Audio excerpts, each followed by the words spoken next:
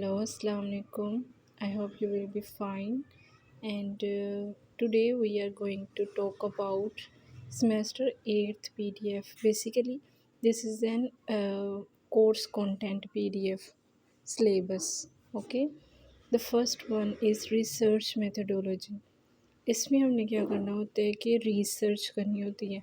Basically ये वो वाली रिसर्च तो नहीं है कि जैसे प्लांटेशन वाले करते हैं या फिर डॉक्टर्स करते हैं, ठीक है।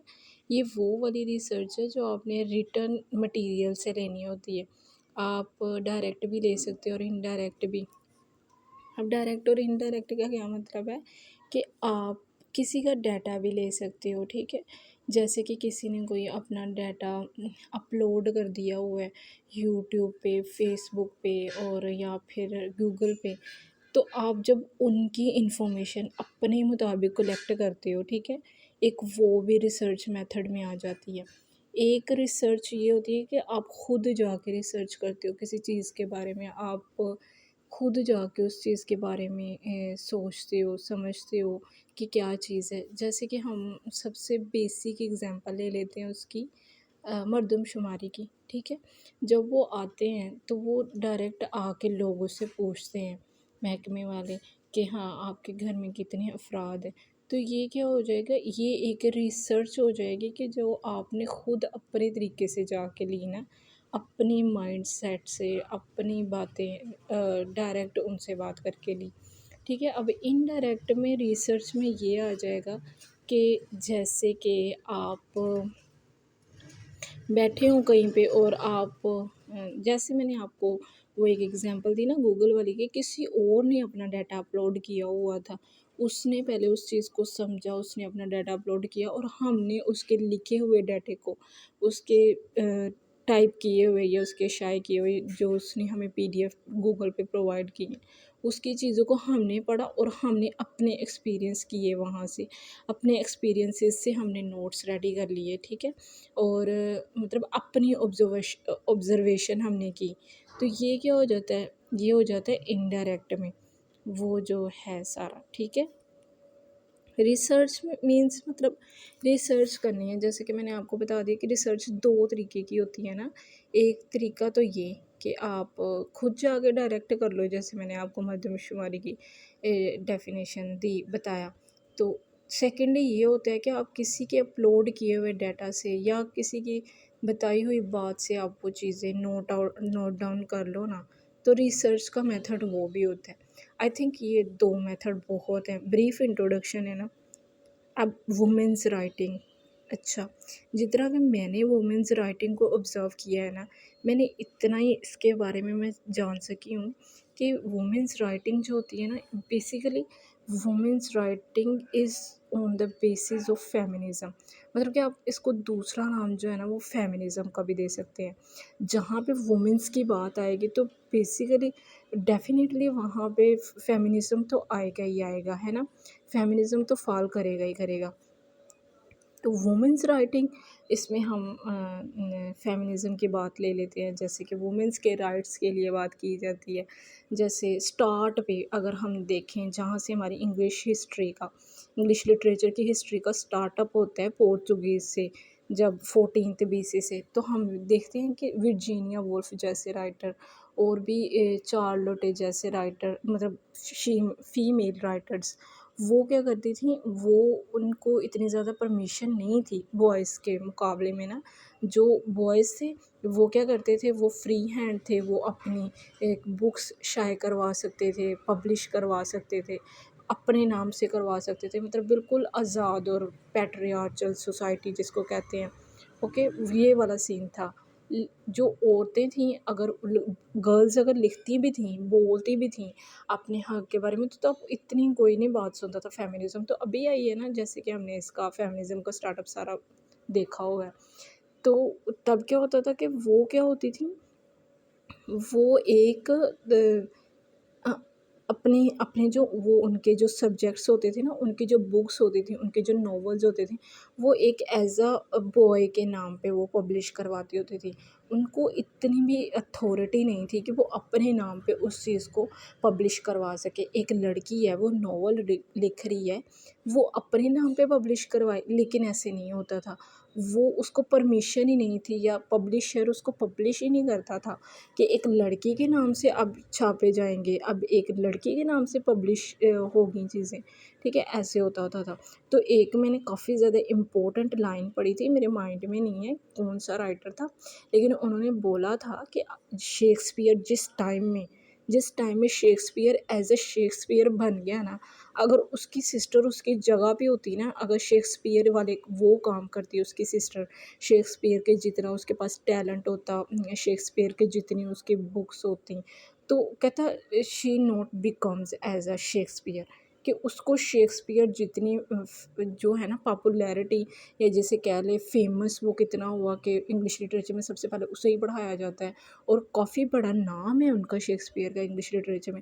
تو اگر یہ سارے کام اس کی سسٹر کرتی نا، تو شیکسپیئر جو ہے اس کی سسٹر کو اتنی پرائیورٹی جسے کہتے ہیں نا وہ نہیں ملنی تھی اس ٹائم پیریڈ میں۔ تو یہاں تک تھی پیٹریارچل سوسائٹی، جسے ہم کہہ لیں یہ سارا نام دے لیں، پیٹریارچی دے لیں، dominant male dominant society. Okay, have you got it? World literature سب سے امپورٹنٹ، اور نہ مجھے کافی زیادہ اس میں ہے بھی انٹرسٹ۔ ورلڈ لٹریچر دیکھیں، first semester, second, third and so on 7 semester تک ہم بہت زیادہ لٹریچر کے بارے میں پڑھتے آئے ہیں، ایسے ہی ہے، کافی زیادہ ہم نے لٹریچر پڑھا ہے، لٹریچر کو ہم نے اتنا زیادہ آبزرو کیا ہے کہ گھر میں ایک چیئر بھی پڑی ہو نا تو اس کے بارے میں بھی میں سوچنے لگ پڑتی ہوں کہ اس کے بارے میں لٹریچر کیا ہوگا، مطلب every thing is literature, literature is mirror of life, ہے نا۔ میں تو یہی آبزرو کرتی ہوں کہ میری تو ڈیفینیشن یہی ہے کہ everything that we touch, see and smell this is called literature, ٹھیک ہے۔ ہر چیز تو ہم نے لٹریچر میں پڑھ لی ہے، جو 8th سیمسٹر کے اسٹوڈنٹ ہیں ان کو اچھے سے پتہ ہوگا، 5th اور 6th سیمسٹر کے اسٹوڈنٹ بھی اس چیز کو کر سکتے ہیں میری بات کو کیری، ٹھیک ہے۔ ورلڈ لٹریچر میں جیسے ہم نے امریکہ کا لٹریچر پڑھا، اور ہم نے ویسٹرنس کا لٹریچر پڑھا، پھر ہم نے پاکستانی لٹریچر پڑھا، اینڈ کافی زیادہ بہت زیادہ ہم نے لٹریچر پڑھا، جس میں ہم نے کافی خون خرابہ بھی دیکھا، جیسے ورلڈ لٹریچر ہے نا تو ایسے ہی ہوگا ورلڈ لٹریچر۔ اب امریکہ کی بات کر لیں، وہاں پہ بھی ہم نے میل ڈومیننٹ سوسائٹی، ویسٹرنائزیشن میں جب ہم دیکھ رہے تو ویسٹرن کا ہم نے زیادہ یہ پڑھا، ایک کالے اور گورے کا، مطلب کولونائزڈ اور کولونائزر کا ان کا زیادہ کنسیپٹ ہے، جیسے برٹشرز نے آ کے کالونیز بنائی اپنی، اور یہ سارا کچھ ہے نا۔ اس کے بعد ہم نے پاکستانی لٹریچر کو پڑھا، جب میں نے پاکستانی لٹریچر کو پڑھا نا میں اتنا خوش نہیں ہوئی کہ مطلب ہمارے رائٹرز تو اتنے اچھے ہیں، اتنے پیارے ہیں، لیکن اسی میں سے اٹھ کے دوسرے لوگ ان کو کرٹیسائز کرتے ہیں، کرٹیسزم اتنا ہے ہمارے پاکستان لٹریچر میں انہوں نے اتنی پیاری چیز اگر لکھی ہوئی ہے، جس نے بھی رائٹر نے، مطلب ایک جگہ میں نے پڑھا تھا کہ وہ بولتا ہے کہ جو رائٹر کا ورک ہوتا ہے نا وہ اس کے ایز اے چائلڈ ہوتا ہے، وہ اپنے بچے کی طرح اس کو پیار کرتا ہے۔ اگر میں ہی کوئی اپنا لکھتی ہوں ورک انشاءاللہ اگر آنے والے دنوں میں، تو میں اس کو کیا سمجھوں گی، ایز اے چائلڈ کہ یہ میرا بچہ ہے، اور میرے بچے پہ کوئی کرٹیسزم کرے کہ اس کی آنکھیں نہیں ٹھیک، اس کے ہونٹ نہیں، تو مجھے کتنا زیادہ برا لگے گا۔ مطلب یہ میں نے آپ کو اگزامپل دی ہے، بیسیکلی آئی ایم انمیرڈ اچھا، تو یہ ہوتا ہے پاکستانی لٹریچر میں، تو میں نے یہی آبزرو کیا ہے۔ باقی آپ کو زیادہ کچھ اچھا لگے تو آپ مجھے کومنٹ سیکشن میں بتائیں۔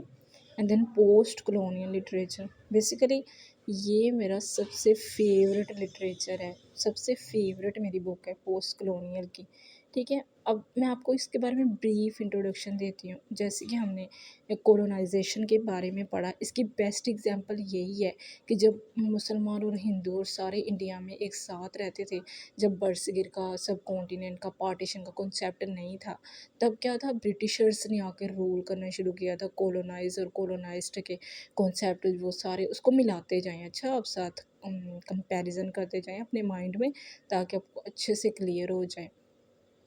اچھا، تو پوسٹ کلونیل لٹریچر میں ہم نے पोस्ट का मतलब होता है बेसिकली आफ्टर, ठीक है। कॉलोनियल, कॉलोनियल के बाद अगर मेंटली तो फिज़िकली मतलब लोग फिज़िकली तो फ्रीडम उन्होंने हासिल कर ली थी कि पाकिस्तान बन चुका है, मुस्लिम अलग हैं और जो दूसरी नेशंस के थे हिंदू वो अलग हैं, ठीक है। मतलब फिज़िकली तो उन्होंने अपनी ले ली थी आज़ादी, लेकिन उसके बाद वो मेंटली इतना टॉर्चर्ड हुए हुए थे कि उनके ऊपर अभी भी आस्पेक्ट्स थे उन चीज़ों के।